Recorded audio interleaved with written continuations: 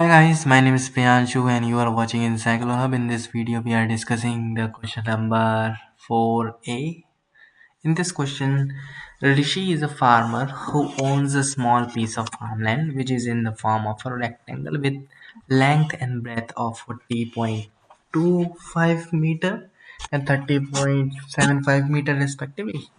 Rishi moves along the boundary of her farmland, starting from one corner and covers half of the boundary of her farmland.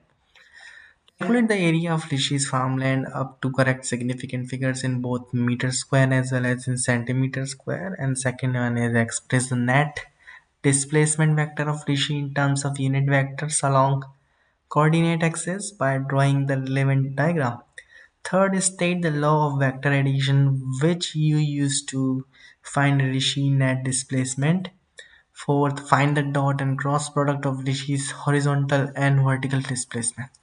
So these are the four questions we have given and we have to answer it. So if you need answer of these questions, you can contact anytime, anywhere, and so thank you so much for watching. If you need any other related help, you can also contact.